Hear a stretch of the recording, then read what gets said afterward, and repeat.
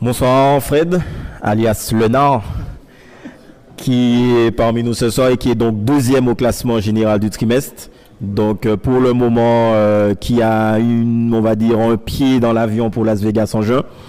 Fred, quelques questions. Comment as-tu connu le poker? J'ai connu le poker par mon club d'échecs. D'accord, donc tu es joueur d'échecs également, donc déjà joueur. Oui, je suis déjà joueur, donc si on n'est pas joueur, en fait, c'est même pas la peine de jouer parce que sinon le poker, excusez-moi de dire ça, c'est dangereux. Ok, très bien.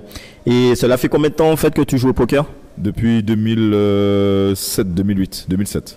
D'accord, au Texas Hold'em ou une autre variante du poker? Je jouais le stud poker à un moment donné avant. Et là, je suis passé au Texas Hold'em parce que c'est ça qui était venu à la mode en fait. Et puis voilà, je me suis lancé, tout simplement. Ouais. C'est plus facile puisque en tant que joueur d'échecs, c'est beaucoup plus facile. Il y a beaucoup de joueurs d'échecs maintenant qui jouent au poker parce qu'on calcule beaucoup plus vite les combinaisons, donc c'était plus évident de jouer de l'aine. Ouais, bien sûr. Ok, d'accord. Donc tu viens de nous dire que tu calculais très vite. Donc un joueur apparemment très stratège. Comment décrirais-tu en fait ton style de jeu? Ah, moi c'est simple, je regarde tout ce qui est probabilité, je regarde tout ce qui est cote implicite, tout ce qui est outs. C'est très important d'étudier le poker, c'est très important de travailler, même quand on est à la maison, il faut bosser le poker, c'est très sérieux. Et un joueur qui vient et qui joue comme ça pratiquement, qui a de la chance, tant mieux pour lui. Mais celui qui n'a pas de chance, qui est un joueur qui n'a pas de jeu, il faut qu'il apprenne les règles d'or, les bases. C'est quoi le bouton, c'est quoi UTG, c'est quoi, comment faire pour relancer, quelle est la somme exacte pour relancer. Ce sont des coups qui se travaillent. Quelle est la valeur de sa main, quelle est la 169e main du poker. Ça, c'est un truc, s'il ne le sait pas, c'est pas la peine de jouer au poker.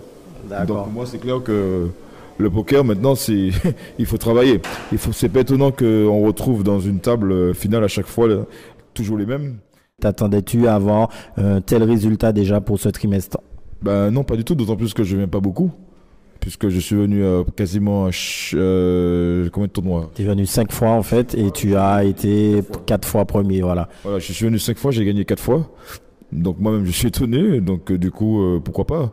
C'est une belle aventure, je trouve, donc si je suis qualifié pour Las Vegas, c'est un rêve qui est pour moi assez utopique, assez vraiment incroyable, donc on va essayer de voir ce qu'on s'accroche.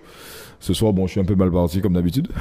Donc maintenant, on va passer à ce que j'appelle le moment des guerriers. Il n'y a pas de secret, ça va saigner maintenant. Il faut étudier. On ne peut pas jouer au poker si on n'étudie pas. Il faut toujours se remettre en valeur, étudier, faire des petits tests, des petits tournois tranquilles, mais d'1 euro, 2 euros entre vous, pour savoir comment étudier. Il faut regarder les mains, étudier toutes les mains, regarder à la télé, regarder un petit peu tout ce qui se passe. Regardez sur internet, sur YouTube, il y a beaucoup de tournois, donc on peut regarder un petit peu comment les joueurs jouent. Et surtout, il faut regarder la stratégie, la psychologie du poker, c'est très important. Il y a beaucoup de joueurs qui ont des tics, il faut les repérer. Une fois que les a repérés, il faut patienter et lorsque le moment arrive, là, il faut tuer, c'est tout. C'est ma stratégie. D'accord, très bien. Et dans le classement WIPOC, quel est le joueur que tu redoutes le plus, que tu crains le plus?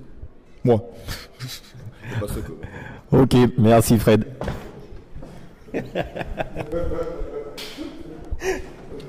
Yes, I.